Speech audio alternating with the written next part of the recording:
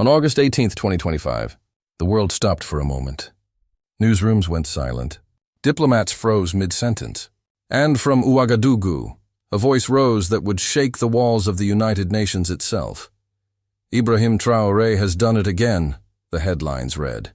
But this time, it wasn't just another policy, another speech, another reform. It was a declaration, a thunderclap that echoed from West Africa to the White House. Because on that day, the president of Burkina Faso expelled the United Nations, the very institution that claimed to stand for peace and progress, out of his country. And in doing so, he didn't just challenge the UN, he challenged the entire post-colonial order. Stay with me, because what you're about to hear may redefine what it means to be sovereign. Welcome to Africa Rising, the home of untold truths and fearless voices. If you believe in Africa's rebirth, if you believe this continent deserves to stand tall, unshaken, unchained, then hit that subscribe button right now. Because what Ibrahim Traoré did on August 18th wasn't just a political decision. It was a line in the sand, drawn not in ink but in courage. Imagine this. Early morning, Ouagadougou. The sky is crimson with dust. The national flag waves gently above the presidential compound. Inside, a handful of officials gather, tense. Quiet, alert, then comes the order, calm, firm, final, effective, immediately. All United Nations personnel are to leave the territory of Burkina Faso. Within hours, armored UN vehicles begin moving toward the borders. White flags with blue emblems, now symbols of departure. The world couldn't believe it. The UN, expelled? From an African nation? That had never happened in modern history. But Traoré's reasoning was simple and devastatingly clear. He accused the United Nations of failing Africa, of turning development into dependency, and of disguising interference as assistance. For years, Burkina Faso had hosted UN agencies under programs for peacekeeping, humanitarian aid, and governance. But behind those banners lay decades of frustration. Let's rewind. Since the 1990s, countless UN missions operated across West Africa, from Mali's MINUSMA to the DRC's MONUSCO, billions of dollars spent.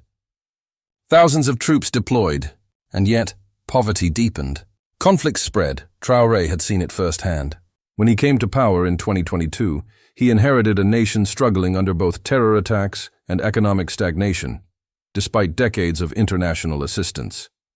By 2025, he'd had enough. He looked at the numbers, the contracts, the so-called aid partnerships, and he saw a pattern where Africa remained the patient, never the doctor. The dependent, never the designer. And on that August morning, he said no more. When the statement reached New York, panic set in. Inside the glass tower of the United Nations headquarters, diplomats scrambled. Emergency meetings were called. How could a single leader defy an institution backed by 193 nations? But Traoré's move struck a deeper nerve, because it exposed something the world preferred not to discuss: the truth about global power. For years, Western governments had used the UN as a moral shield for their influence. Peacekeeping missions often followed the path of their interests. Aid contracts found their way back to European companies. And when African leaders questioned the system, they were branded as radicals. Now, one of them wasn't just questioning, he was dismantling it. In Paris, analysts called it reckless. In Washington, they called it dangerous. But across Africa, it was called liberation. Social media erupted.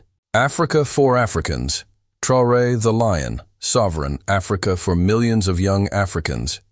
Traoré became a symbol. A leader who dared to confront the untouchable. In the streets of Ouagadougou, people waved flags and shouted slogans celebrating freedom from foreign supervision. But the story didn't end there. Because as the world reacted in outrage, Traoré unveiled something no one expected: a deeper, long-term vision that would reshape West Africa's geopolitical future. You see, this wasn't an impulsive act.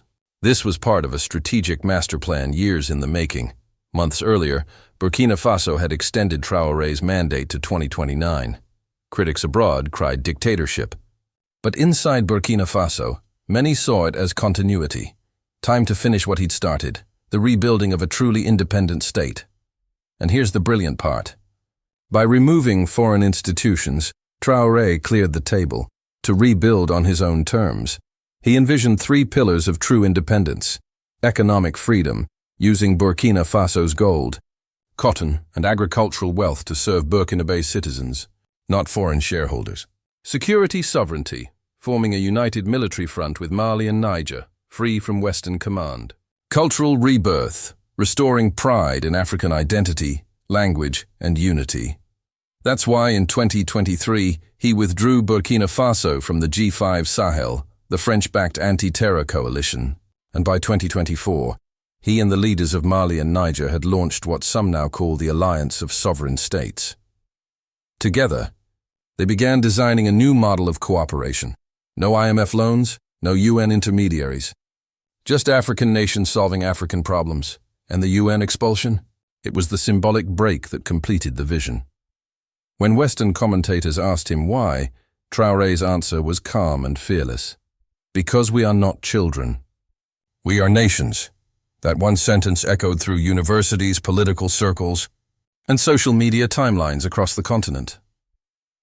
To understand the magnitude of this moment, we have to look back, not just at Burkina Faso's story, but at Africa's long struggle with external control.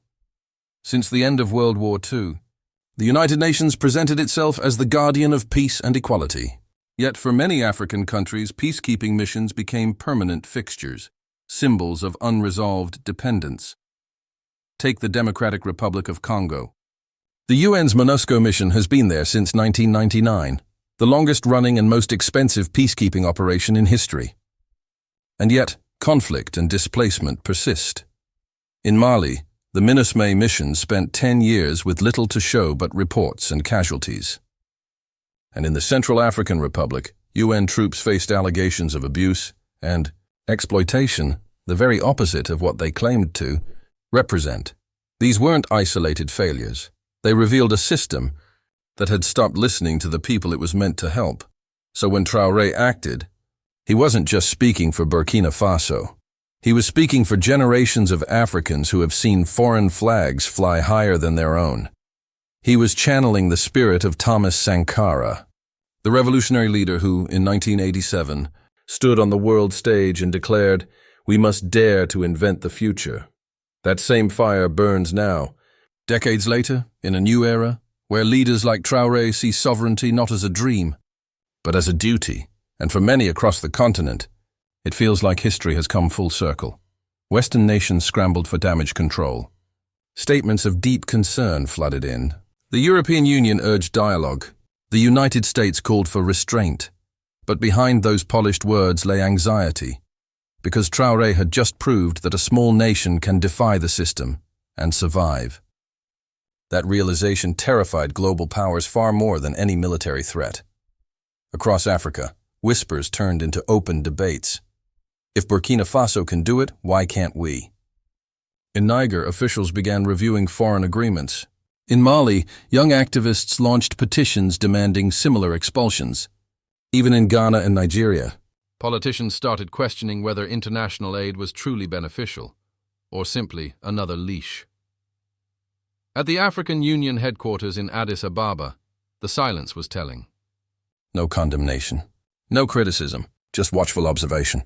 Because deep down, many leaders understood. Traoré had voiced what they all knew, the need to reclaim Africa's narrative. Meanwhile, on social media, the diaspora lit up. Africans in France, the UK, and the US shared videos of Traoré's speeches, calling him the new face of African courage. Western commentators didn't know how to frame it. Some called him dangerous, others visionary. But the truth? He had done what no one dared, challenged the architecture of dependency. By late 2025, ripples were visible. Regional summits began discussing self-reliance in energy, food, and defense. The idea of an African-led peace council, free from UN oversight, was being floated by Sahel nations. For the first time in decades, Africa wasn't just reacting to world events. It was setting them, and all of it traces back to that morning in Ouagadougou, when one man, standing on the red soil of Burkina Faso, decided that enough was enough. He didn't wait for permission. He didn't ask for validation. He simply acted. and the world trembled. Africa's new story isn't being written in boardrooms or embassies. It's being written in villages, in schools, in the hearts of millions who now see what's possible. From Accra to Kinshasa, from Bamako to Nairobi, a quiet revolution is rising, and maybe one day, historians will look back at August 18, 2025, and call it the day the balance began to shift. The day Africa stopped asking for freedom and started taking it. So tell me, do you believe other African leaders will follow Traore's path? Drop your thoughts in the comments below and subscribe the channel, because make no mistake, the world is watching and Africa is rising.